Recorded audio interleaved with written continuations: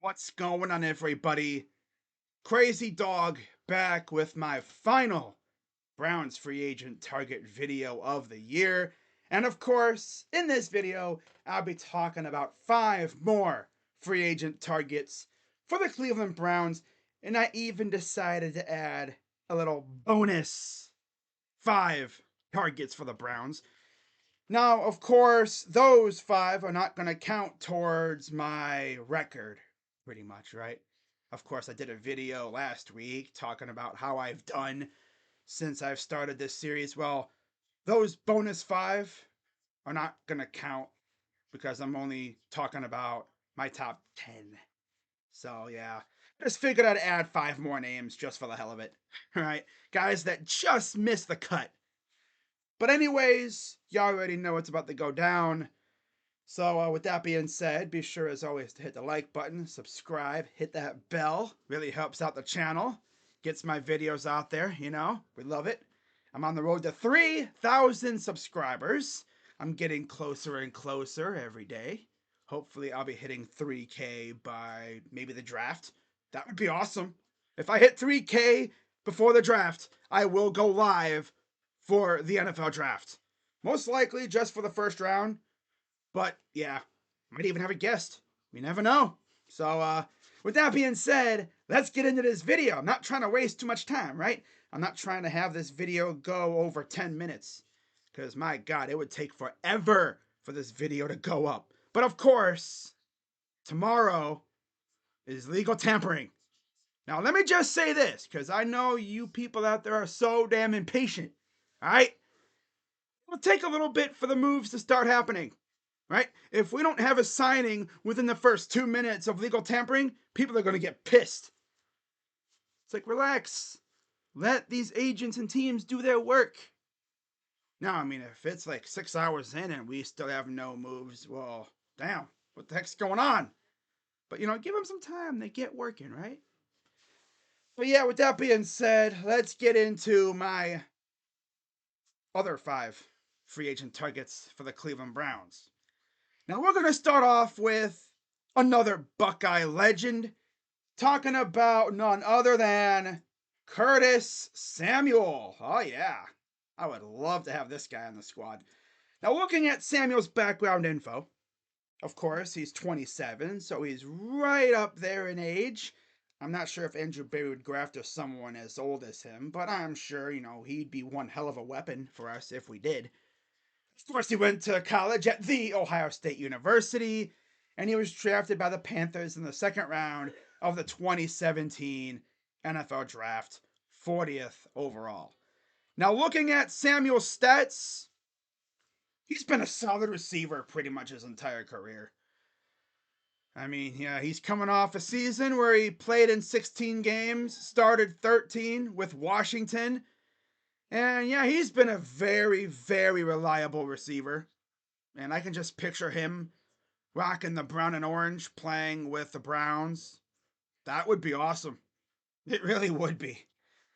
But again, money talks, and I don't know how much he'd be asking for. Now, for the purpose of time, I'm not going to talk about market value.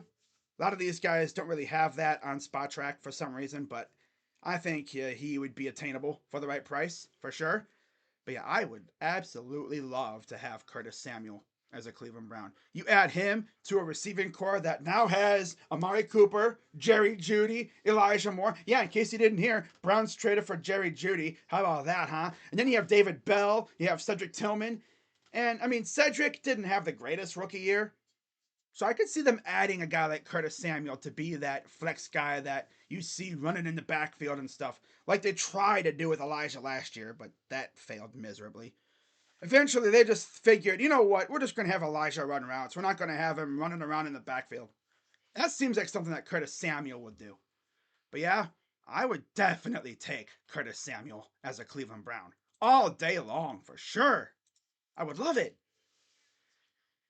Now, another guy that I would love to have as a Cleveland Brown is running back Zach Moss.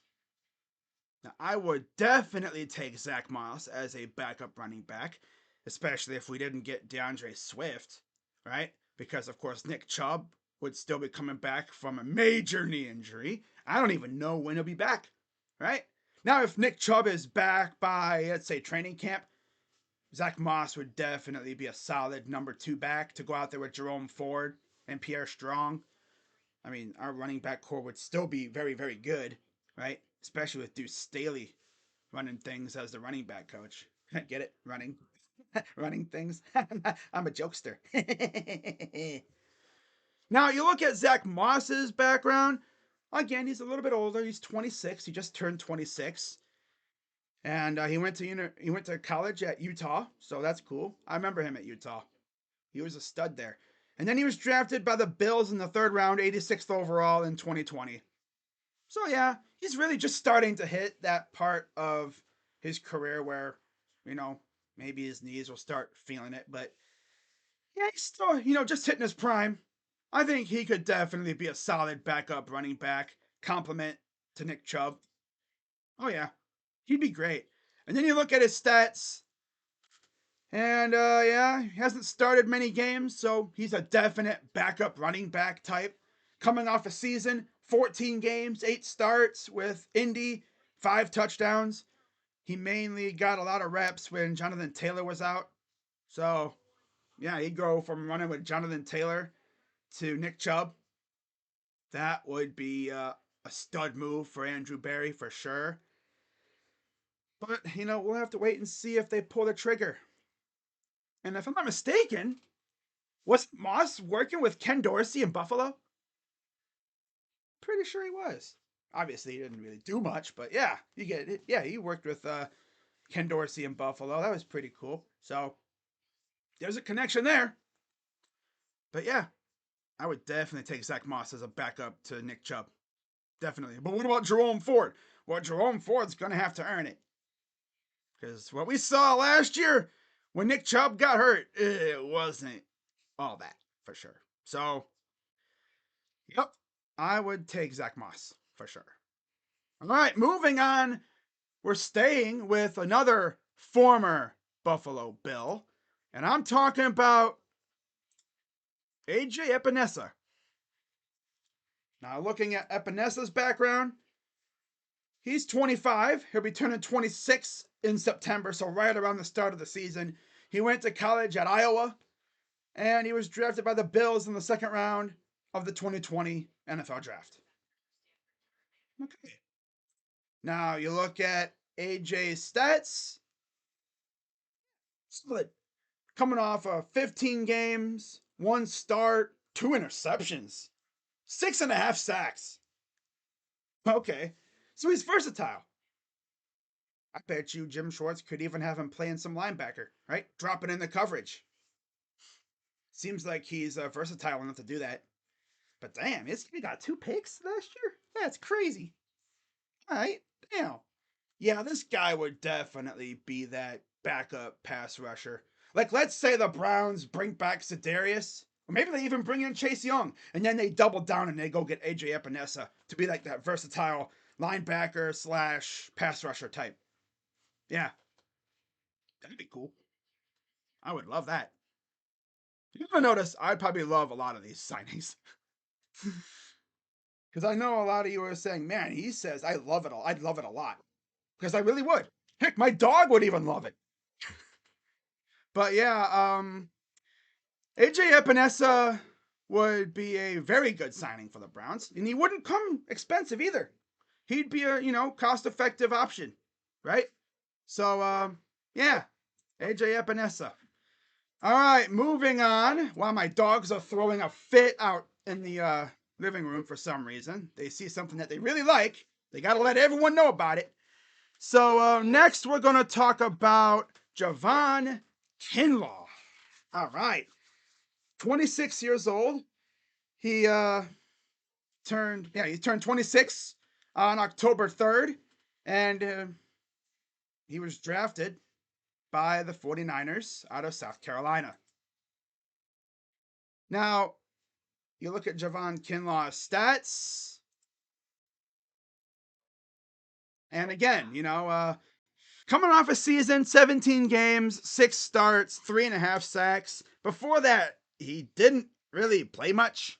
I'm guessing because of injury or something. But yeah, it's like Niners brought in Javon Hargrave. Yeah, he really hasn't played much. So that's tough. But I think he would come here and he'd be a very solid, depth pass rusher option, especially if we didn't get Christian Wilkins, because there's been talk about the Browns not going after him. But, as I know, never doubt Andrew Berry. But if we didn't get Christian Wilkins, I'd be all for Javon Kinlaw. Or one like him, for sure. So yeah, that's Javon Kinlaw. Overall, he'd be a solid, cost-effective option if we didn't get Christian Wilkins. Of course, Christian Wilkins is essentially the guy I really, really want. I think Andrew Berry would be able to pull it off too. And then, wrapping it all up, we're talking about another former 49er. The guy who actually, I believe, played for Jim Schwartz in Tennessee. And that, of course, is Azeez Al-Shaair. Sorry, my computer's lagging a little bit. It's very windy outside, so yeah, you look at his stats, right? Yeah, he's played a lot. He's coming off a season in Tennessee, 17 games, 17 starts, 2 sacks, but he's not really known for his sacks. 163 combined tackles, though. My God. Yeah, you put this guy with JOK, and those two be flying around the field making plays, man. Oh, it'd be showtime. It would be showtime. Without a doubt. Now, in terms of his background information, yeah, I kind of went out of order there, huh? Yeah, talking about stats and stuff before the background information. Yeah, throwing a little curveball at you. But he is 26. He'll be turning 27 in August. So right around time of training camp. Drafted out of, or I guess undrafted or something, out of Florida Atlantic. Because Pro Football Reference does not have him being drafted. So was he undrafted? Must have been. Otherwise it would have said. But yeah. So again, I think he'd come at a good price. And I think the Browns would absolutely love to have this guy running around, making plays, and all that other wonderful stuff.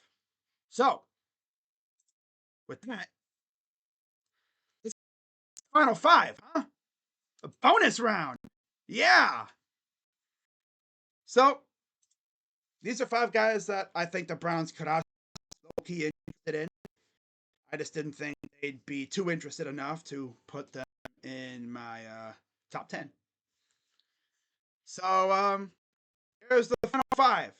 Linebacker Jerome Baker. For obvious reasons, right? Ohio native, played at The Ohio State University, and believe it or not, I think it was his high school coach actually tweeted talking about how he would look good in orange and brown. And my dogs, again, would love Jerome Baker. But yeah, his coach tweeted about him. Yeah, you'd look good in orange and brown. And Jerome liked the tweet. Okay. All right. Now, another one is wide receiver / kick returner Deonte Harty, who was recently released by the Bills during their little purge that they just had, where they got rid of like 8 players. So, I mean, we're not going to bring back Jakeem Grant. Bringing a guy like Deonte Harty, who would definitely be a really good return man for us, for sure. And then defensive tackle Teair Tart. I actually just saw an article about the Browns possibly being interested in him. They tried to claim him on waivers. Of course, that didn't work. So why not? Try and get him in free agency. There you go. Wide receiver Darnell Mooney. I saw, who was it? Freaking Zach Jackson from The Athletic talked about him a little bit in an article. He would be a low-key option for a receiver, to fill out the receiving core.